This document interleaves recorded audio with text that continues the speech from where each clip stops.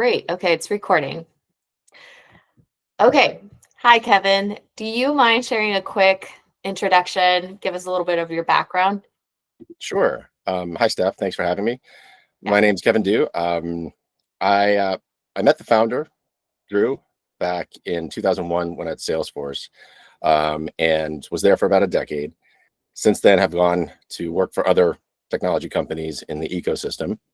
About 5 years ago, Drew reached out and asked if I would join as a um, advisor to help shape the product through the lens of a sales professional and a sales leader. So have been a part of CTD for quite some time now, but joined about 9 months ago to lead the go-to-market team here at CTD and bring our offering to customers that we talk to every day. Perfect. And then before connect the dots, I guess how were relationships and warm paths handled? I know that you led teams before CTD, and so I'm just kind of curious how you were running that sales motion. Yeah, so it was a really valuable motion that we leveraged at pretty much every company I've been with.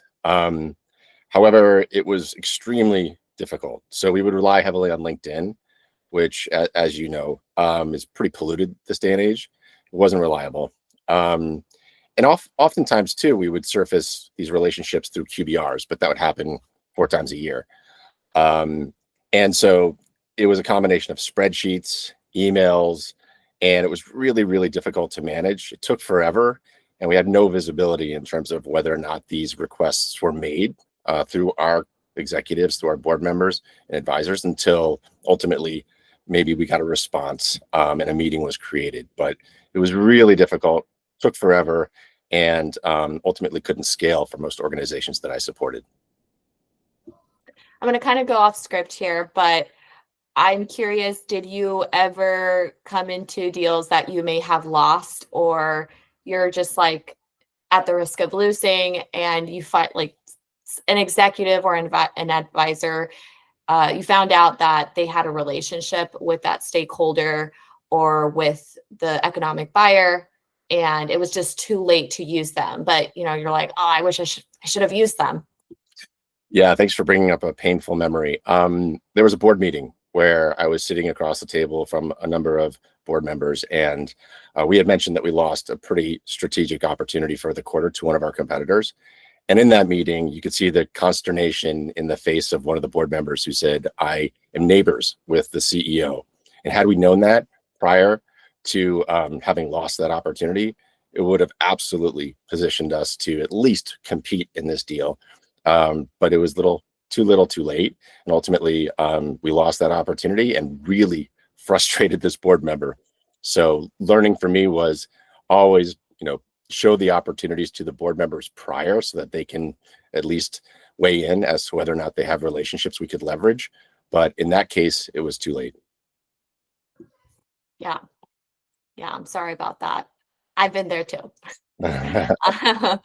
Okay. And now that you've been using Connect the Dots, you're leading the sales team here. Where has CTD made the biggest impact in your sales motion?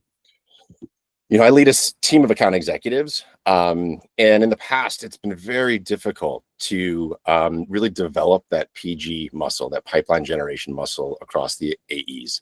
They're reluctant to do it for the most part. And partly because it's highly ineffective. They spend all this time researching their accounts, tailoring a perfect email, and creating these sequences in Outreach or SalesLoft, only to find that they get no response. So it's a really frustrating use of their time because it's not producing any pipeline. So as a result of that, they're reluctant to do it. In our world, all of our pipeline is generated through CTD. And so the team that I support is happy to go in and find warm paths, request connections or emails through their connections to these target personas in order to create meetings, because it works. And 30 to 35% of the time, it actually creates that meeting. So they're much more willing to go through that exercise because it returns on their investment. Can I do that over again? Yes, but that was great. No, that wasn't I good. thought that was. Let me do Oh, it again. okay. Ask me the Okay, question one more Kevin. time. See if you don't mind. Okay. I'll keep it shorter. Yeah. Where has CTD made the biggest impact in your sales motion? By the way, I really liked where you mentioned like I lead a team of enterprise, kind of giving us a background. So Cool. let me start all over. Where has CTD made the biggest impact in your sales motion? Yeah, great question. So I lead a team of account executives and had for the last decade. And developing that pipeline generation muscle across account executives is very challenging, partly because so much time is spent researching their accounts, tailoring that perfect email, and creating email sequences and tools like Outreach or SalesLoft, um, only to find out that they don't get any responses. So their willingness to do that on a regular basis is very low because it just doesn't produce the results that they would hope for. In our world here at CTD, my account executives, all they use is our technology in order to generate pipeline. And they're more than willing to do so because the work that they put in generates results. Instead of a less than 1% conversion rate on a cold email, we get between 30 to 34% conversion on leveraging CTD and our connectors to make introductions to the key personas within target accounts we're trying to sell to. Thank you, Kevin. Is that better? And yeah, that's perfect. All right, good. How do you use CTD in forecast calls, deal reviews, or pipeline inspection? Um, it has changed how I run deal reviews entirely. In the past, when I would sit down with my account executives, we would go through each opportunity and we would identify, okay, where are we at? Where are we stuck? Who do we need to get unstuck? And we would have a conversation around the best approach to circumnavigate any obstacles that we encounter.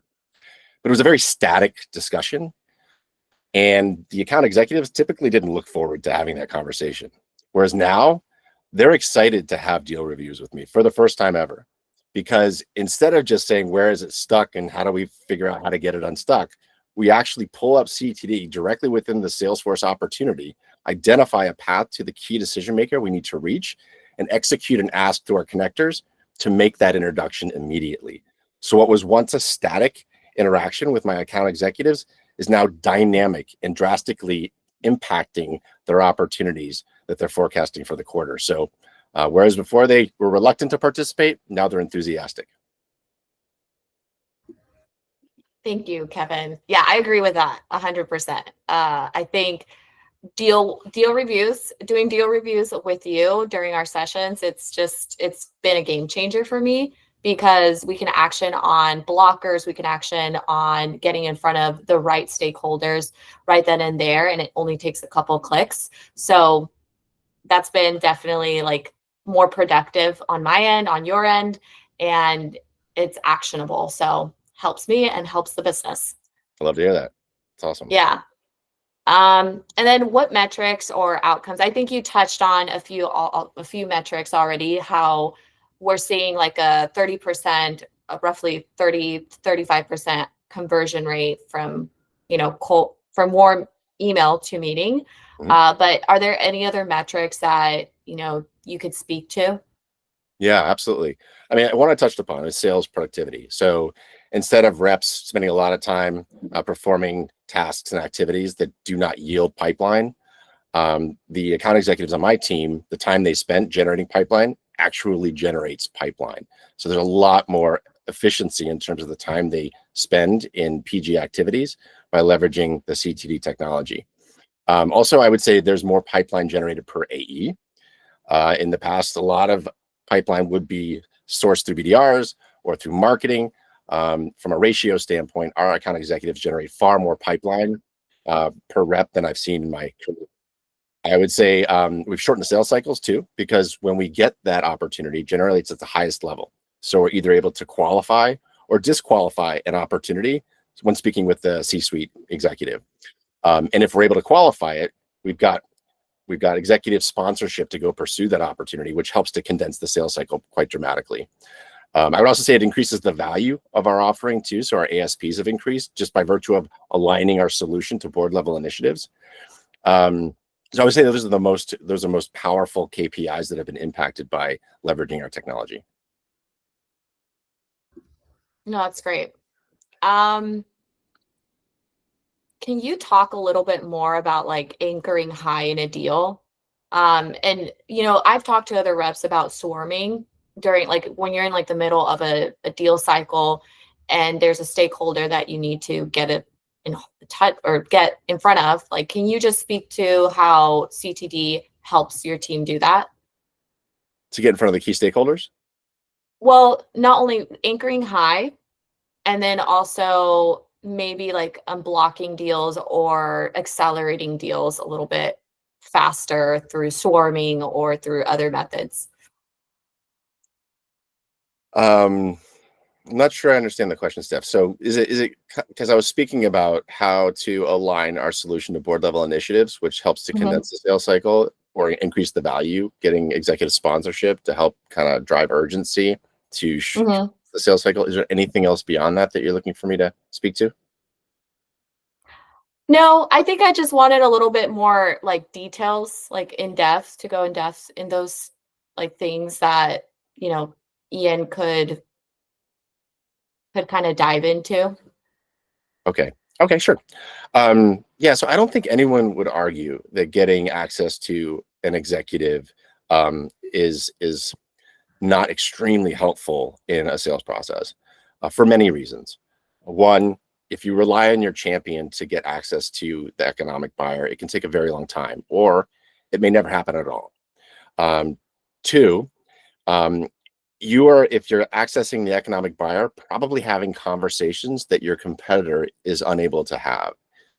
Three, when you actually have that conversation with the EB, you can understand what are their key priorities, what are their OKRs, and then how do you align your solution specifically to help them achieve their OKRs. In doing so, you help to create a high degree of urgency because if you're helping them solve for their critical business issues, then you are now a P1 priority. Two, you're increasing the perception of value of your offering because it's solving their critical business issues. So there are a lot of real true benefits in having access to an economic buyer early in the process. One, to qualify it in and out to determine whether or not there's an opportunity to pursue, and two, to create value, and three, ultimately to generate urgency. If you're able to accomplish those things, those are paramount to having a successful opportunity come to closure. Perfect. Thank you, Kevin.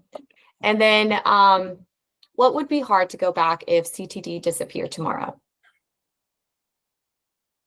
That's a nightmare. I could not imagine going back to the old way. And I try so hard to explain to sales leaders like myself this new world that exists that they haven't quite tapped into yet. Conceptually, they understand it, but they haven't realized it because they're not quite customers yet. But going back to the old world is not something that I would ever do. I will ensure that doesn't happen because CTD will exist indefinitely because we are building this spectacular company and lots of great customers that are thriving and raving about us. But um, wherever I go, if I leave at some point from CTD, I will absolutely take it with me. It is now paramount to how I go to market, how I lead my team, how I support my team, and ultimately how we acquire new customers. So from my perspective, this is a mission critical solution that I cannot live without. Thank you, Kevin. And then what advice would you give other sales leaders trying to drive more pipeline and close more revenue? Oh, I love this question. Don't do what everyone else is doing. You know, trying to get your AEs to generate more emails or to make more cold calls, cracking that whip is just creating more and more noise. You're not creating a signal through that noise. You're just adding to it. Um, I would say also don't let RevOps decide what tools are best for your team. RevOps has their own agenda. They are chartered with rationalization and consolidation. They are not really chartered with leveraging new innovative tools that provide an unfair competitive advantage. CTD provides you an unfair competitive advantage. You are closest to the pain. You know how to cure it. So walk into RevOps and say, this is what we need, and we need to prioritize this over all other initiatives. Thank you, Kevin. I like that. You're welcome. And I like the advice that you gave about don't do what everyone else is doing in the space, like, which is just in the it's kind of spamming at this point, just putting everyone in a sequence and then sending a bunch of emails and then getting a very low conversion rate from that. So Yeah, definitely. And taking ownership of the pain point, taking ownership of what solutions you want to implement for your team. So, Absolutely. Well said. yeah. Okay. Those were kind of all the questions I had. You want me to answer any others again? Do you think that there's room for improvement with some of those answers? No, I feel like you were very direct, straight to the point, clear and concise. Okay. Um, I guess, do you have like any stories? I really like the story you used about the board member in the past that you weren't, he's like, oh, he was my neighbor. Uh, do you feel like you want to share any stories relevant to the questions I asked?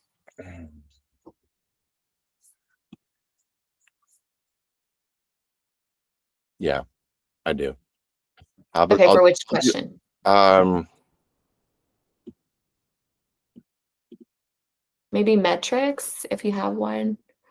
the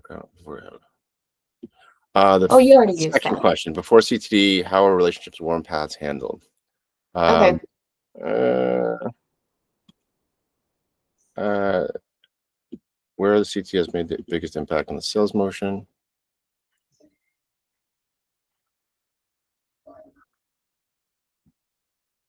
Well, I'll just add this. I don't know where we want to apply it, but I'll just add it. Yeah. So, I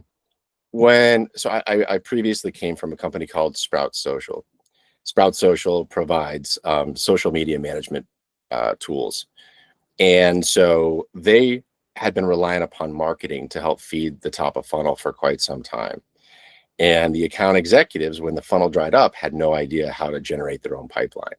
So we really needed to invest heavily in developing that muscle.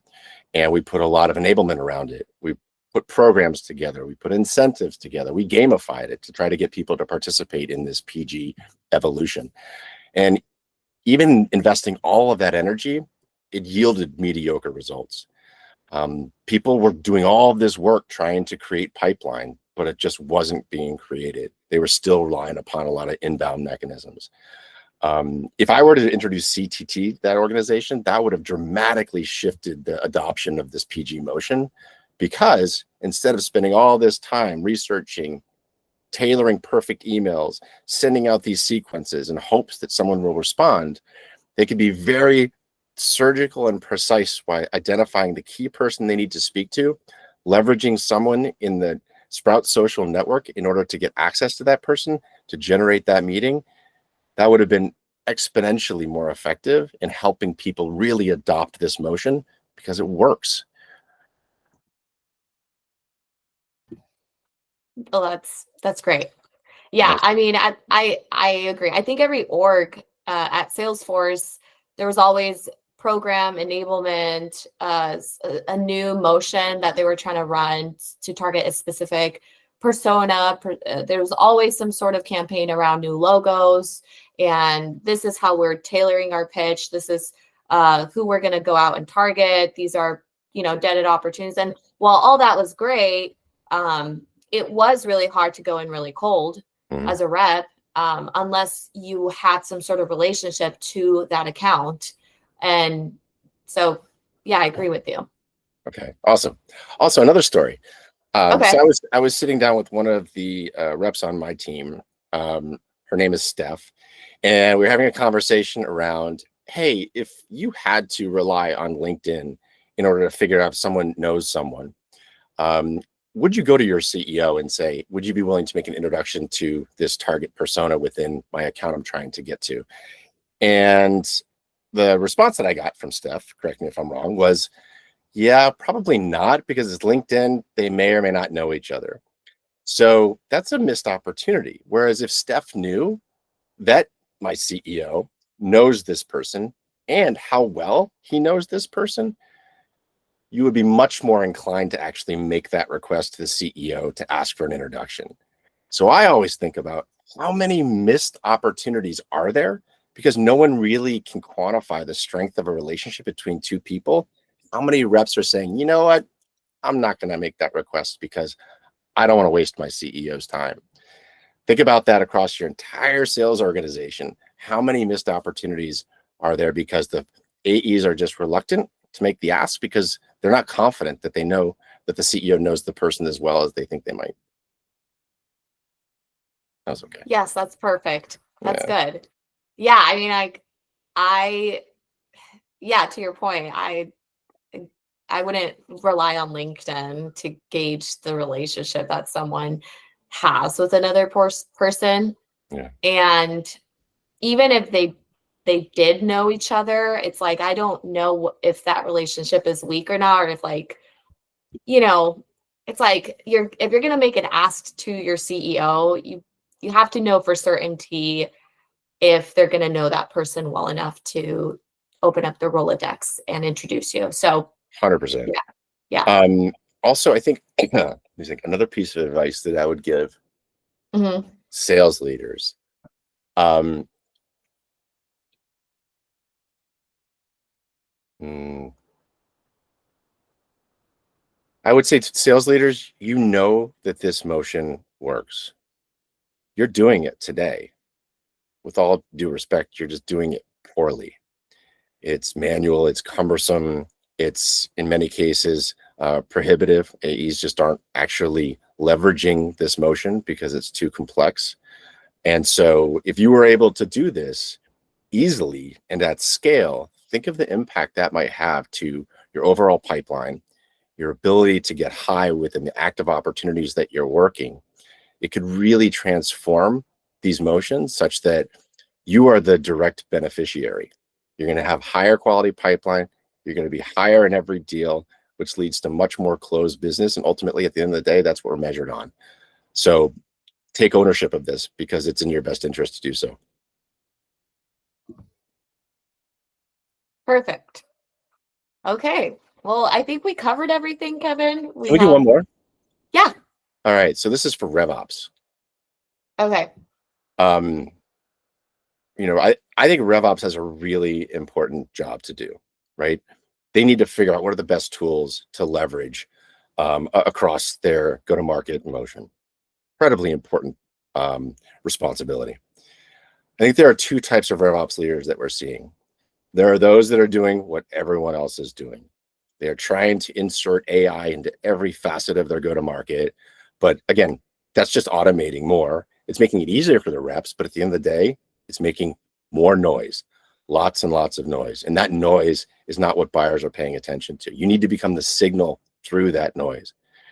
Then there are the RevOps leaders that are trying to do innovative things. They're thinking about where the puck is heading and skating to it. And they're looking at how do I provide tools, give my account executives an unfair competitive advantage. CTD is a perfect example of that. You're not doing what everyone else is doing. You're truly being innovative and thinking about how can I really transform the go-to-market motion. But in doing so, you become ultimately far more valuable to the organization because you're not just buying tools anymore. You're actually impacting pipeline. You're actually impacting conversion. You're actually helping the organization generate revenue. The value that you bring to the organization is exponentially greater as a result of that. So think about what type of RevOps leader you'd like to be, because there are two, and you get to choose. That was great. Thank you, Kevin. You're welcome. Yeah, I really like that. And I hope Ian can get that last bit and post it for like a RevOps, for like a make it about RevOps. Yeah.